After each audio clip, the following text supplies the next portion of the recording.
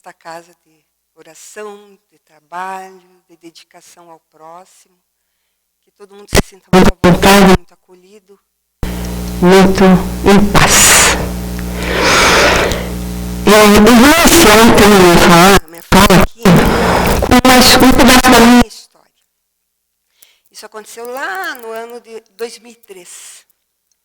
Então, lá em 2003, essa casa já estava funcionando e a gente fazia parte de um grupo de estudos. E nós iniciamos um trabalho, um estudo com a apostila da mediunidade.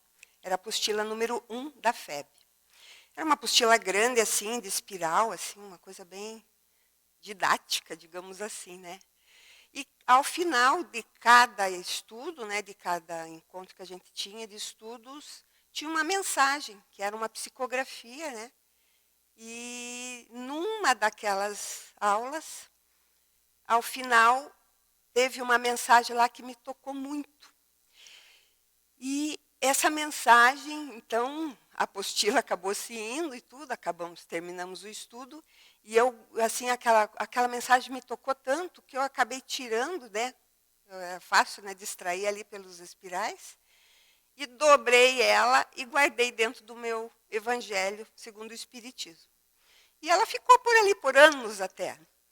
E alguns anos atrás, se eu não me engano foi em 2017, numa ida na nossa, uma caravana que fizemos para o congresso ali em Pinhais, aí eu vendo lá aquelas livrarias todas, eu encontrei o livro onde mencionava essa mensagem, que é esse livro aqui, do Divaldo Franco. Aí diz Espíritos Diversos e o nome do livro Sementeira da Fraternidade. E em prol desta mensagem, eu digo, eu vou levar esse livro porque eu acho que ela merece ser eternizada no livro na minha vida. Ela não é questão de ser uma mensagem emocionante, mas uma mensagem que até de certa forma me chocou, porque ela trouxe assim uns alertas que me deixaram muito impressionadas. E hoje eu me dou a liberdade de passar para vocês essa mensagem. Quem sabe talvez vocês tenham esse sentimento de responsabilidade como eu tive quando eu li ela naquele meu estudo. É de um espírito chamado Ignotus. Nesse livro mesmo tem 2 mensagens desse espírito. E observando assim nos sites que eu procurei, há outras mensagens psicografadas por Divaldo desse mesmo espírito. E a mensagem diz assim. Esse livro, então, o copyright dele é de 1971. Só para vocês terem uma noção, assim, se localizar no tempo, né? Conforme eu vou falando da mensagem. E ela diz assim, então. Era um conciliábulo. Então, é um concílio pequeno, uma assembleia pequena, contra os lidadores da verdade. Quem serão os lidadores da verdade, né? Estabeleciam-se as diretrizes do ataque aos corações afeiçoados ao bem. Cogitavam-se de maciça agressão a frágeis criaturas que, fascinadas pela verdade, estavam rompendo as ligações com o passado, ansiando pela liberdade da paz. E nesse conciliábulo, então, debatidos então, os antigos métodos de ação eficazes que eles usavam, ou utilizando-os, então, em outros tentames. Um verdugo, então, né, que seria um algoz, um indivíduo cruel, que era experiente das regiões tenebrosas, então, alviltrou, que é o termo que está usado lá. Alviltrou seria propôs, aconselhou. Aí ele diz assim, esses cristãos, ora em atuação na terra, são homens e mulheres comuns? E os demais, então, responderam afirmativamente. Aí esse verdugo, então, diz assim, então não há problema, arrematou. Não conheço quem seja capaz de resistir ao teste tríplice. vaidade, dinheiro e sexo. Houve uma pausa de expectação. Dando ênfase definitiva, então, e finalista, esse verdugo, então, arengou, como diz o termo, que seria discursou, pregou. Incensar-lhe-emos a vaidade, acenando-lhes qualidades que não possuem, e o orgulho se encarregará deles, fazendo que gracem, que espalhem a dissensão, que é a divergência e o conflito, e o despeito, que é o ressentimento e o desgosto, a arrogância e a maledicência. Não há homem ou mulher que aguente. Mas, ele continua, se o método não obtiver o resultado desejado, estimularemos a ganância do dinheiro. Falaremos por inspiração quanto à necessidade de ganhar mais, de acautelar-se em relação ao futuro, comparar-se aos outros, transferir tarefas, conseguindo um emprego ou um trabalho novo adicional, para desviá-los da ação espiritual a que se afervoram. E se falhar, teremos o sexo, agora na moda. Sugerir-lhe-emos sobre as vantagens da renovação sexual, atualização dos padrões morais, inutilidade dos sacrifícios espirituais e as imensas concessões da vida moderna. No amor livre, quem suportará? E ovação geral dos demais concordaram com os sequais da sombra. E grupos especiais em hipnose sexualista partiram em direção dos novos trabalhadores do Cristo na Terra. Essa é a história. E assim ele finaliza, direcionando a conversa a nós. Espírita, meu irmão, a serviço de Jesus, acautela-te do teste tríplice, vinculando-te em definitivo à conduta do Mestre. Vigie as nascentes do pensamento, para que as inspirações anestesiantes não te permitam os sonhos da mentira, que te deixarão nos pesadelos da loucura. E termina assim a mensagem. Avança no serviço redentor e serve mais para a sua própria felicidade. Esse texto me chocou tanto, me deixou assim muito impressionada pelo teste tríplice que ele mencionou, né? E eu assim me dou o direito de comparar que esses cristãos que ele se refere nessa mensagem, talvez seriam aqueles que estão relacionados nas parábolas do semeador, aquelas sementes que caíram entre os espinhos, onde os espinhos cresceram e eles acabaram, apesar de estarem germinados, sufocados. E essa fragilidade, então, que a gente se encontra nesse processo de transição, que a gente se acautele mesmo desse teste, né? A necessidade que temos de ter esse pensamento muito firme. E essa mensagem tem muita relação com esse tema que a gente traz hoje, que é o livre-arbítrio, né? Essa nossa grande liberdade que temos de agir. E para entendermos melhor essa conquista do espírito, vamos começar falando de instinto e de paixões. No Evangelho segundo o Espiritismo, lá no capítulo 11, que é o amar ao próximo como a si mesmo, há um título, Lei de Amor. E os Espíritos nos explicam. Em sua origem, o homem só tem instinto. Quando mais avançado e corrompido, só tem sensações.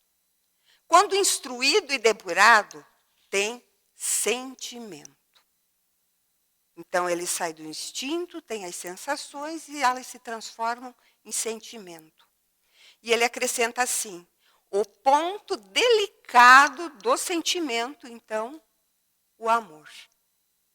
Mas não o amor no sentido vulgar do termo, mas esse sol interior que reúne todas as inspirações sobre-humanas. Então, o que é instinto? O instinto, então, vem de instintos, do latim, que diz instigação e impulso. Instigação quer dizer os estímulos, né? Então, seria um impulso inato que faz com que o ser humano ou o animal se mova inconscientemente buscando a sua própria sobrevivência. No capítulo 3 de A Gênese, denominado, então, o bem e o mal, esse capítulo, que faz parte da primeira parte da Gênese, que nos dá assim, um amplo despertar sobre a origem do planeta, e não só a origem do planeta, a origem de tantos outros aspectos da criação, né? Kardec, então, nesse capítulo, apresenta o título Instinto e Inteligência. E há uma lógica incrível nesse capítulo, nesse título aí. Ele apresenta, então, hipótese, coloca, então, nas situações que faz a gente refletir sobre qual seria a origem do instinto. Então, ele levanta situações, né, o que seria, mas ele termina essa parte colocando hipóteses, que são realmente hipóteses. Eu sugiro que vocês busquem, então, lá na Gênese, primeira parte, capítulo 3, né, onde fala do bem e do mal, o que ele descreve lá sobre a questão do instinto. E nesse capítulo 3 também, no seu item 18, o Kardec nos diz assim, que o instinto é o guia. E as paixões são as molas da alma, no período inicial de desenvolvimento. Instinto e paixão, às vezes, são confundidos por seus efeitos. Há, porém, diferenças entre instinto e paixão, que valem aqui a gente dar um esclarecimento. Ele coloca, então, assim, que instinto é o guia seguro, sempre bom. O instinto, então, ele pode, no decorrer do tempo, tornar-se inútil, porém, jamais prejudicial. Então, o instinto é o guia seguro, sempre bom. O instinto, ele enfraquece pela predominância da inteligência. Okay. E quanto às paixões, então?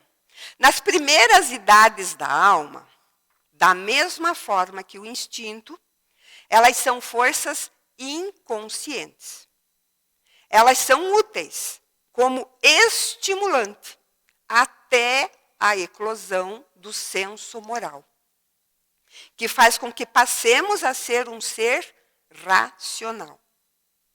E a partir de então, as paixões tornam-se, segundo Kardec, não só inúteis, como nocivas ao processo de progresso do espírito, cuja desmaterialização retardam. Isso porque as paixões nascem principalmente das necessidades do corpo e dependem mais do que do instinto, do organismo. E Kardec acrescenta assim, as paixões, acima de tudo, se distinguem do instinto por serem individuais e variam de indivíduo para indivíduo, apresentando tipos e necessidades diferentes, enquanto que o instinto possui efeitos gerais e uniformes. Então, a gente olhando certos comportamentos, a gente pode identificar bem isso, né? O instinto, então, são efeitos gerais e são uniformes, né, em toda a espécie. Diferente das paixões, né, onde há um individualismo No Livro dos Espíritos, na terceira parte das Leis Morais, Kardec esclarece e evidencia que o princípio que originou as paixões é levá-lo às realizações. E a gente sabe, né, o quanto que aquele interesse, né, faz com que as pessoas promovam realizações. E que o abuso delas é que se faz a causa do mal, né, das paixões. E os espíritos comparam as paixões como um corcel, né, seria um cavalo, né, que não foi domado. Só tem utilidade quando domado, governado. E Kardec complementa: toda paixão que aproxima o homem da natureza animal, afasta-o da natureza espiritual. Ou seja, é inversamente proporcional, né? Quanto mais estamos presos à nossa natureza animal, mais distantes da nossa natureza espiritual. E nós podemos entender muito bem isso quando sabemos, então, que as paixões partem dessas necessidades individuais e variam de tipos e de intensidades, né, de indivíduo para indivíduo. E tem a sua origem principalmente nas necessidades do organismo. Jesus já nos dizia, lá em Mateus 26, que a carne é fraca. E Paulo também, numa carta aos Gálatas, também fala isso, que a carne milita contra o espírito. O quanto nós devemos nos policiar com relação a esse item, né, na nossa existência, que são as paixões. Mas voltando então ao instinto e à obra, a Gênese, né, que é a quinta obra de Kardec. Kardec continua assim, que a pessoa que só agisse pelo instinto poderia ser muito bom. E acho que poderia mesmo, né? Porque se o instinto é muito bom, né, não seria bom que a pessoa vivesse só em cima do instinto? Porém, ele diz assim, mas conservaria adormecida a sua inteligência. Ou seja, não evoluiria. E ele dá o seguinte exemplo. Seria igual a uma criança que não deixasse de usar aquele andador, né? Muitas crianças, né, apesar da não recomendação, mas muitas crianças ainda usam, né? Não estão em condição de andar ainda, né? E nós pais colocamos as crianças naqueles andadorzinhos, né? Então é o Kardec que dá o exemplo, que seria como a gente deixar uma criança num andador, né, e ela permanecesse ali e não soubesse usar as suas pernas. Olha que dramático, né? E ele finaliza o assunto nesse item alertando o quê? Aquele que não domina as suas paixões pode ser muito inteligente, porém, ao mesmo tempo, muito mau.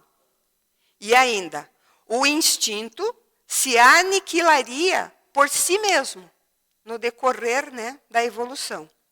Mas as paixões, somente pelo esforço da vontade, podem ser domadas. E o livre-arbítrio, então, né? Os espíritos, então, nos dizem, através da questão 122 do Livro dos Espíritos, que o livre-arbítrio se desenvolve à medida que o espírito adquire a consciência sobre si mesmo. É no que difere do instinto, né? Por isso que eu digo que é uma conquista da evolução, o nosso livre-arbítrio. E os espíritos esclarecem também que a inteligência e a moralidade progridem mais ou menos rápido em função de quem? Do livre-arbítrio. Uma vez que nós sabemos, né, que a nossa origem, o nosso início, todos fomos criados iguais. Então, as nossas distinções partiram dali para diante, né? E é pela conquista do livre-arbítrio que escolhemos, então, os gêneros das provas que hemos de passar. Isso nos dizem os Espíritos lá na questão 258 do Livro dos Espíritos. E aí eu pergunto, mas todas as tribulações que nós experimentamos na vida, Então, nós a previmos, nós buscamos, uma vez que é o nosso livre-arbítrio que faz escolher os gêneros das provas.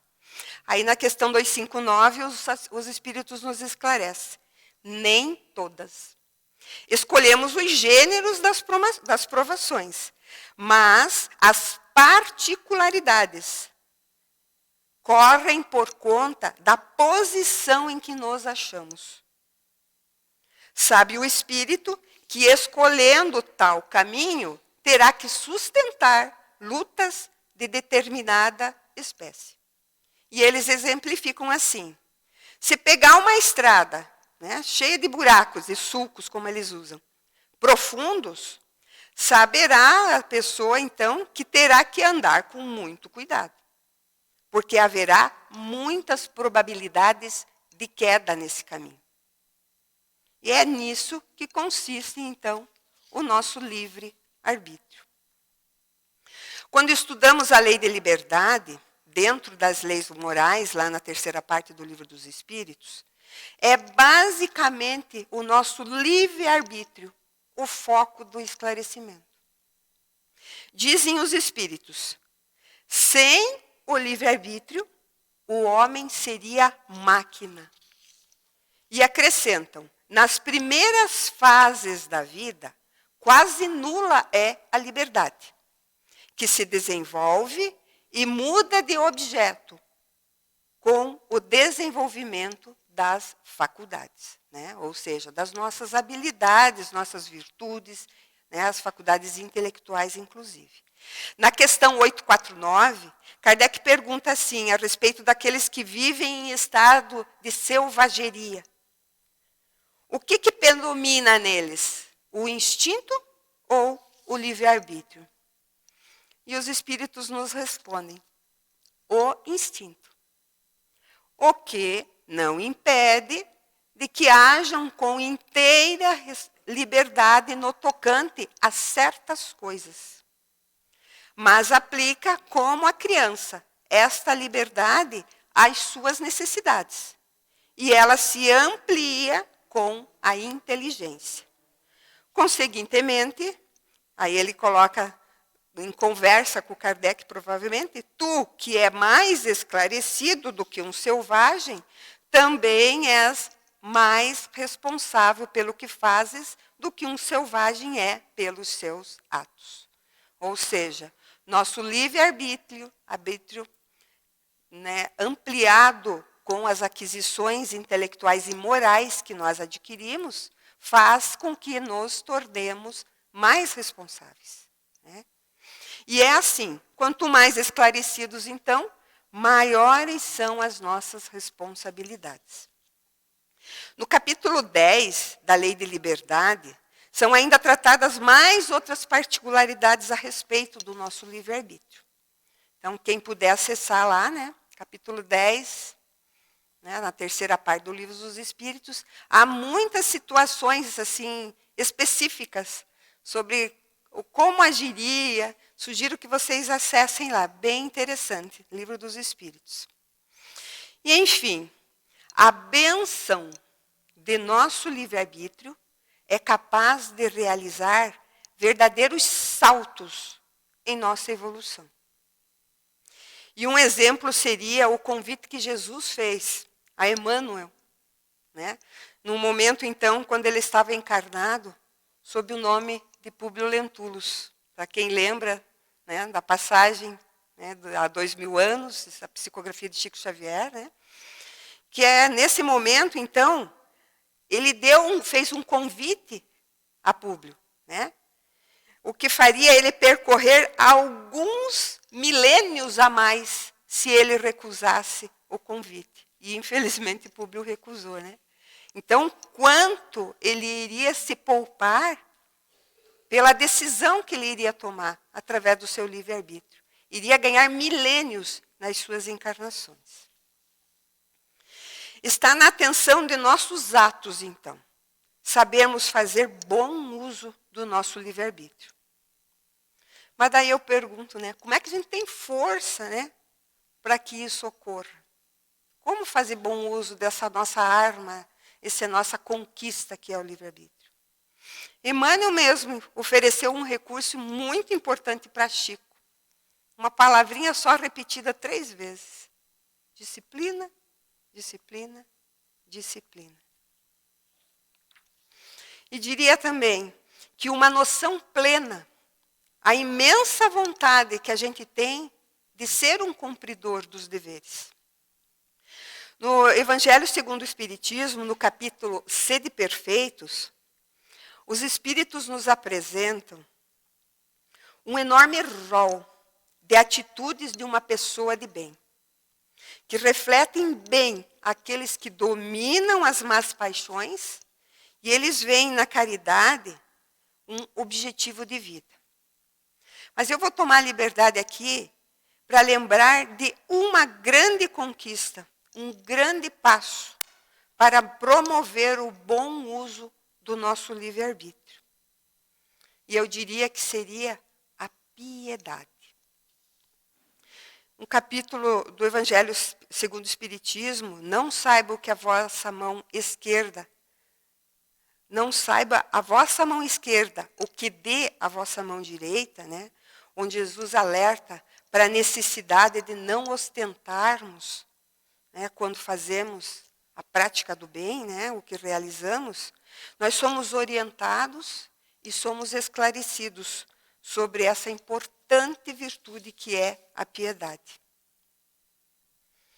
A piedade, conforme está lá, é a irmã da caridade, que nos conduz a Deus. Penetrante suavidade, que enche de júbilo a alma. A piedade bem sentida é amor. Amor é devotamento. Devotamento é o esquecimento de si mesmo. E esse esquecimento de si mesmo, essa abnegação em favor dos sofredores, é a virtude por excelência. A quem, em toda a sua vida, o divino Messias e ensinou na sua doutrina tão santa e tão sublime. E para finalizar, então, a piedade, o sentimento mais apropriado a fazer que progridais, domando em vós o egoísmo e o orgulho. Aquele que dispõe vossa alma à humildade, à beneficência e o amor ao próximo. É a piedade. É ela que nos comove até as entranhas, à vista dos sofrimentos dos vossos irmãos. A piedade que vos impele a lhes estender a mão para socorrê-los e vos arranca lágrimas de simpatia. Nunca, portanto, abafeis os vossos corações essas emoções celestes. Isso são palavras de Lázaro nesse capítulo. Então, para finalizar novamente, desejo então que nós todos tenhamos em nós, né, esse princípio de caridade, que é esse sentimento. Enquanto nós mantivermos nosso coração duros, né, sem esse sentimento de piedade, fica muito difícil a gente tomar essa atitude em prol da prática do bem, do amor ao próximo, da abnegação, do devotamento, no enxugar lágrimas, né? Tão lindo o que o nosso colega falou ali no vídeo inicial.